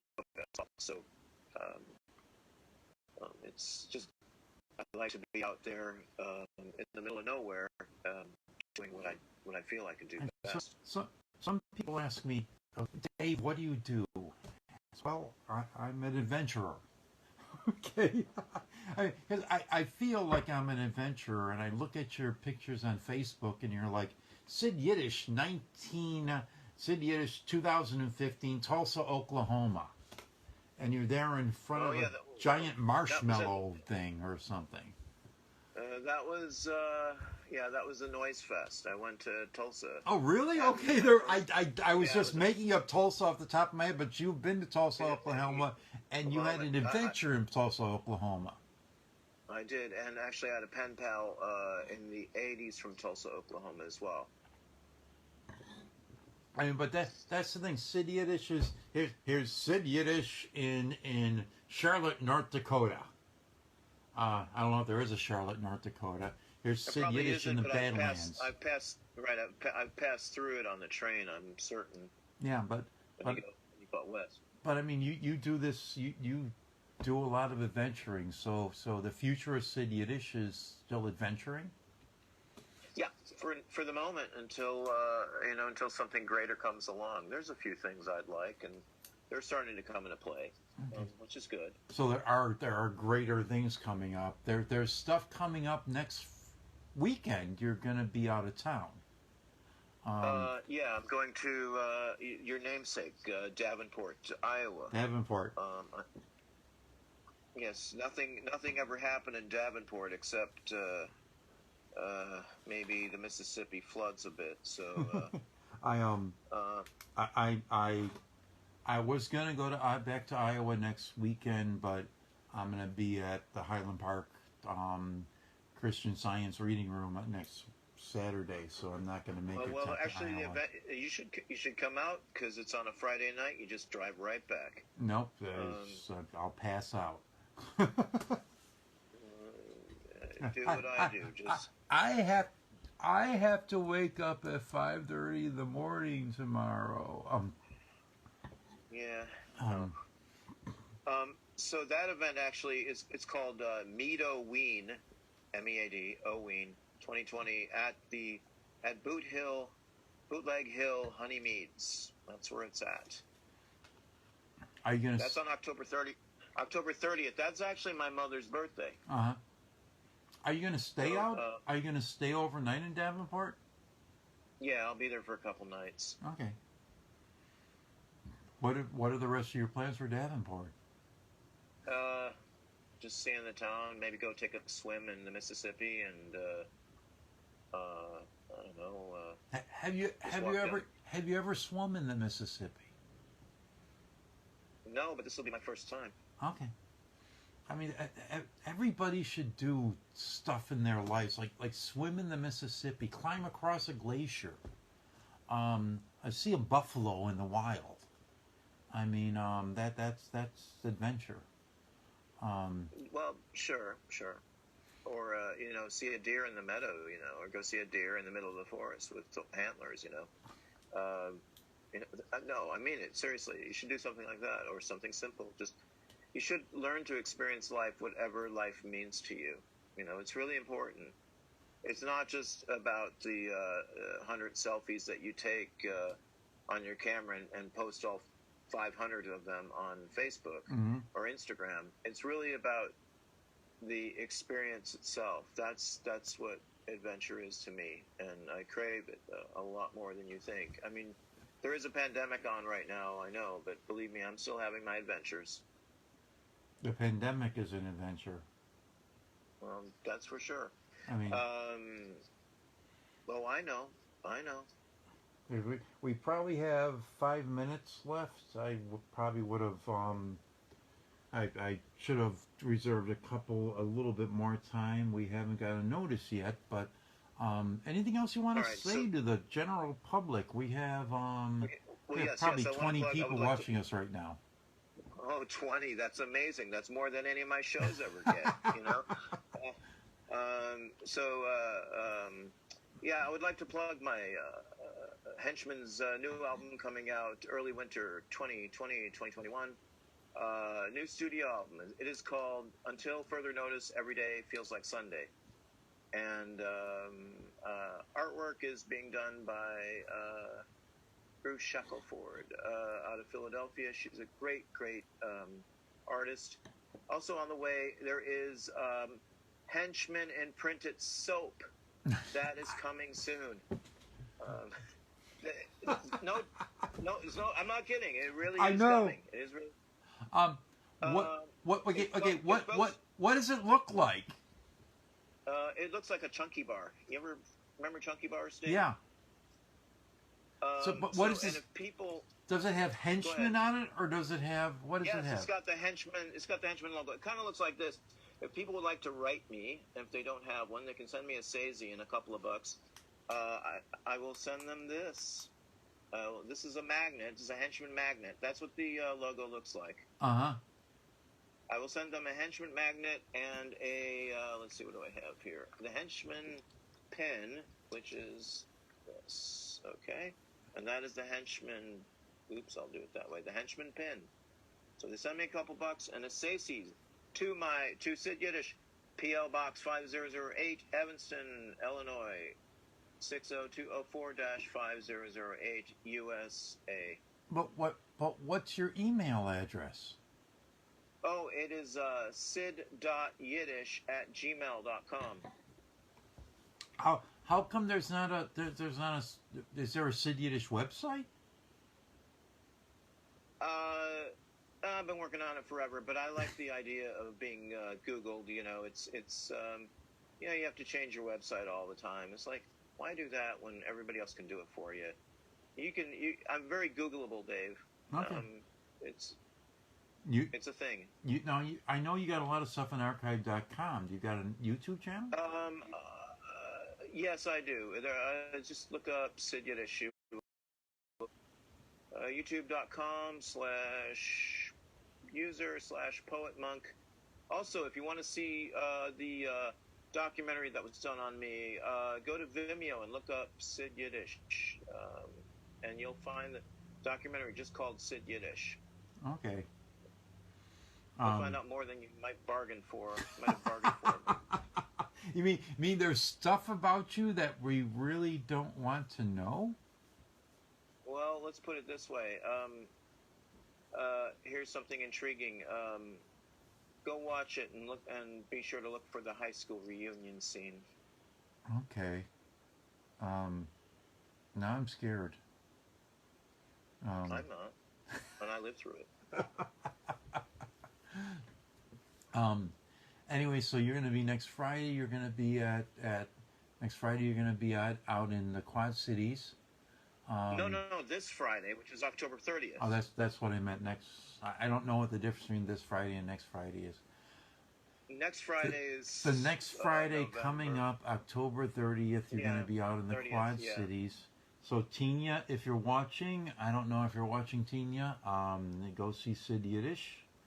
Tina and John are out there, and Tony's out hunting. Tony's out killing animals this weekend. So Excellent. But I'd love to go with them. Did you ever kill an animal? Well, I can't. Okay, no. I can't picture you hunting. No, but I think that I do have some. I have an orange camouflage hat, and I've got some gear and stuff like that. Do you fish? I do, yeah, and actually, I've got scars to prove it. Yeah, I do fish. When was the last time you went fishing? Denmark is the best place to fish in the world. The waters are so clean, you can see your reflection in them. Really? Yes, really. They're that clean. I like the fact that you've been all over the place. How many states haven't you been to? Probably about half of them. Okay. I mean, I go through a lot on the train, so when I take Amtrak. Okay, it's been you've added up to a great resume of performances and stuff that you've done. It's something to be proud of. Thank you. Anyways, hopefully we'll all be world famous one of these days. Anyways, I need to get to bed pretty soon, and you made me drink too much. Well, Dave, what? you just gotta stop there. Just drink grape juice instead. It's better for your lungs. It is? Absolutely. I thought red wine was good for you. Well, if you want it, but it tastes sour to me. It's like beer. It tastes sour. Okay. Flat. Anyways, I'm gonna kick you offline. All right. And thank you for this interview. It was did you have fun? I had fun. Yeah, I had fun. Of course I have fun. I have fun doing everything I do. It's the world's an adventure. Anyways, I'm going to kick you off. That's right. And I will see you soon. We got to take that picture together. And I'm not going to be out to the Quad Cities. Okay. But if you're there like 3 weeks from now, I might be out there. Maybe. Hey, folks, peace and love. Peace and love. We'll talk to you later, sir. All right. Good night, Dave. Goodbye, everybody. Good night, sir. Night.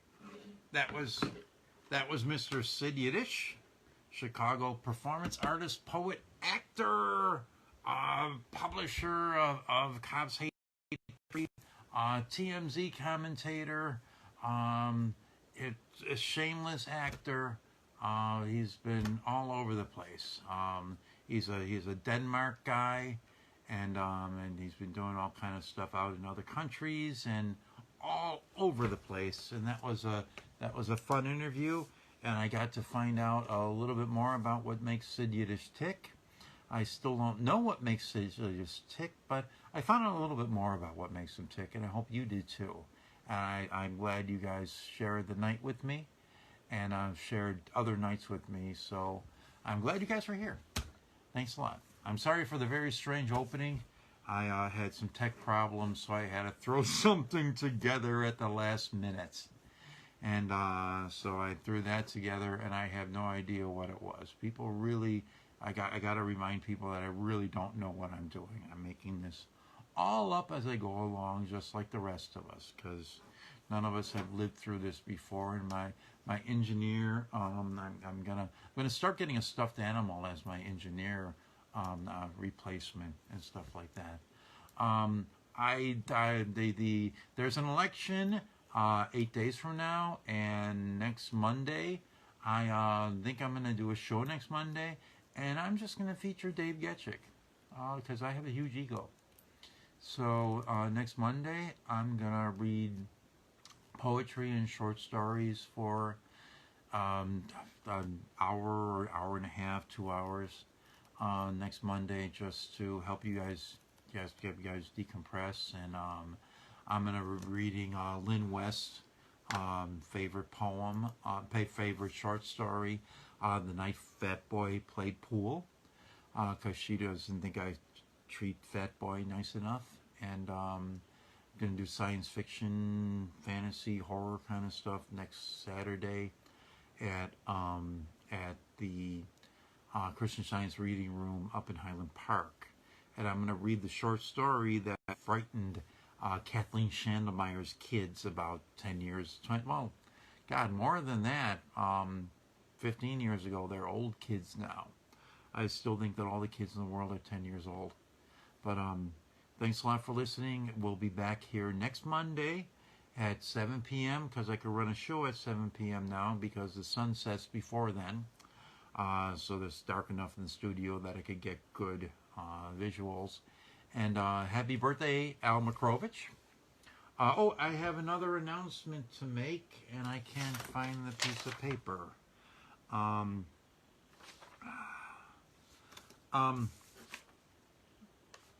Carol Anderson's doing better. She had her foot operation. And we recently lost a writer from the Naperville Writers Group.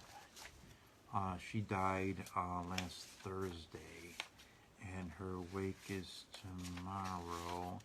And I only met her a couple times, so I don't know her very well. So I shouldn't even have mentioned it because I can't find it. Because I got terrible notes. Anyway, she was a nice lady. Mary Lynn from the Naperville Writers Group. So I can't remember her name. Anyways, everybody, thanks for watching. And I'm going to go and clean up my office a little bit and throw all these papers away. And I got clothes and stuff all over. And thanks for joining me in the foxhole tonight. And next weekend, next Monday, you're going to hear some Dave Getchick poetry and Dave Getchick short stories. I'm going to read The Night Flat Boy Played Pool. I'm going to read The Color of Eden, a short story I wrote. I might, if I don't do a live Facebook broadcast from the Christian Science Reading Room, I'm going to be doing that from 3 to 5 on Saturday. I'm going to broadcast somewhere between 3 and 5 on Saturday. And have a nice Halloween, everybody. Don't get too scared. It's a holiday, and the next day is a holy day. The next day is All Saints Day. So if you're really scared on Saturday nights, if you're really scared on Saturday afternoon when you come to the Dave Getchick reading, and you're surrounded by darkness, and okay, I can't make it very dark in here. Anyways, you're surrounded by darkness. Okay, remember that the next day you could always go to church and feel better. God bless you guys, everybody. I'm gonna go and sleep. Good night, everybody.